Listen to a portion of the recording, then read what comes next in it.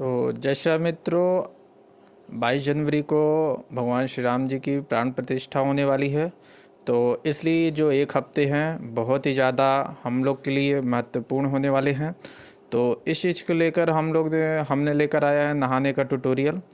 तो जितने भी बैचलर लोग होंगे इस चीज़ का ज़रूर इंतज़ार कर रहे होंगे कि कोई नहाने का ट्यूटोरियल लेकर आए, क्योंकि ज़्यादातर उनको नहाने का टाइम नहीं मिलता है।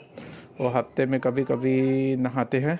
तो इस हफ्ते आप लोग को बहुत ध्यान से इस चीज़ों का पालन करना है, यहाँ पे ध्यान देना है। तो नहाने का ट्यूटोरियल शुरू करते हैं। जय सिया राम।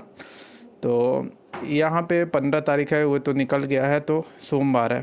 तो इस दिन आपको नहाना था, ठीक है ना। 15 तारीख सोमवार को आपको कैसे भी करके नहाना था, क्योंकि एक हफ्ते बाद सोमवार को ही क्या है, प्राण प्रतिष्ठा है।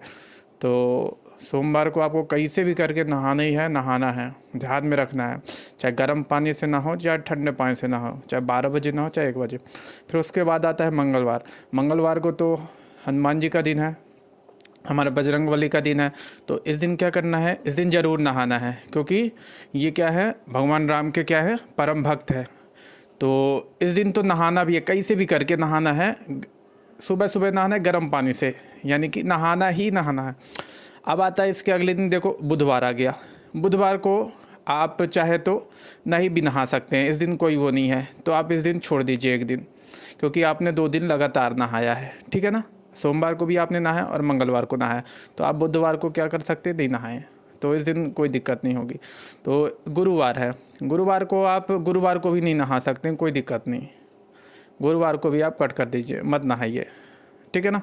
लेकिन अगले दिन क्या है, शुक्रवार है। शुक्रवार को आपको नहाना पड़ेगा, क्योंकि 3 दिन बाद क्या है, भगवान श्री राम की प्राण प्रतिष्ठा है।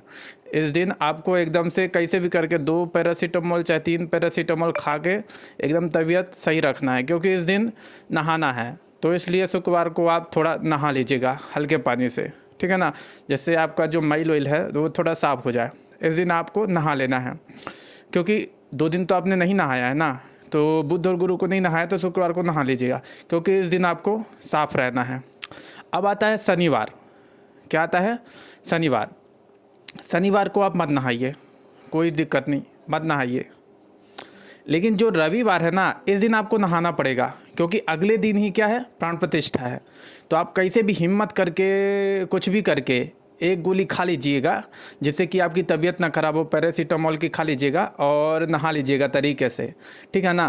क्योंकि अगले दिन ही सोमवार पड़ेगा, क्योंकि जिस दिन प्राण प्रतिष्ठा है उस दिन आपको नहाना ही पड़ेगा, और एकदम ठंडे पानी से सुबह 5 बजे, 4 या 5 या 6, इस 3 टाइम जो है 5, 6, 7, इसके अंदर ही आपको नहा लेना है, एकदम ठंडे पानी से।